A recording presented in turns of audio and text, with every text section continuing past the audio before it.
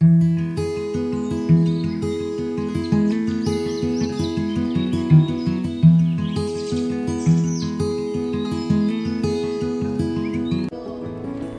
ka matahom nga kabuntagon mga kapaglaom, dako na usab ang atong kalipay nga sa diin magatuon na sab kita sa atong morning devotional nga naguluhan ilalom sa disiplina sa Dios.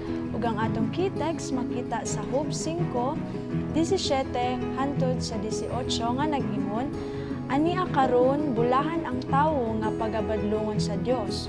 Busa ayaw pagbiay-biay sa mga kastigo sa makagagahom, kay siya magahatag sa sakit ug pagabukusan, siya magasamad ug ang iyang mga kamot maoy magaayo.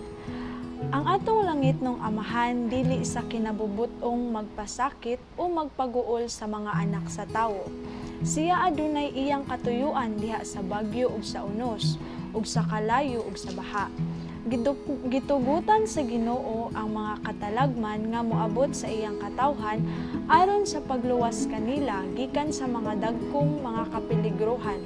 Buot niya nga ang matag usa magsusi sa iyang kaugalingong kasing-kasing sa hugot ug sa mabinantayon.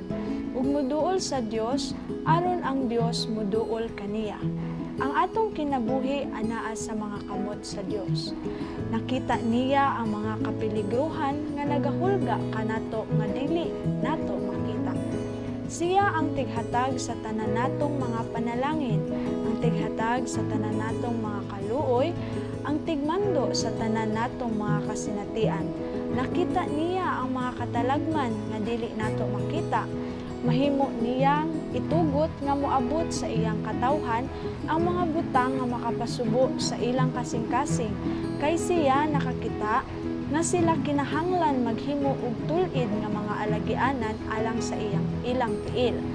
Tingali unya nga ang bakol mopahilayo sa dalan. Siya nahibalo sa atong lawas ug nahinumdom nga kitaabog, bisan ang mismong mga buhok sa atong ulo na ihap. Siya naglihok pinaagi sa kinaiyanhong mga hinungdan, sa pagdala sa iyang katawhan sa paghinumdom nga siya wala makalimot kanila, apan nga iyang buot nga sila mobiya sa dalan nga kung tugutan sila sa pagsunod nga walay pagkontrolal ug walay pagbadlong, musangpot kanila sa dako nga katalagman. Ang mga pagsulay moabot kanatong tanan aron sa pagiya kanato sa pagsusi sa atong mga kasing-kasing, sa pagtan-aw kung kini naputli gikan sa tanang makapahugaw. Ang Ginoo kanunay nga nagabuhat alang sa atong presente nga kaayuhan ug sa walay katapusan. Ang matag kalag nga linuwas kinahanglan mahimo nga umalambit uban ni Kristo sa iyang mga pag-antos aron siya mahimo nga umalambit uban kaniya sa iyang himaya. Jutay ra ang nakasabot kung nganong gipailalom sila sa Dios ngadto sa pagsulay.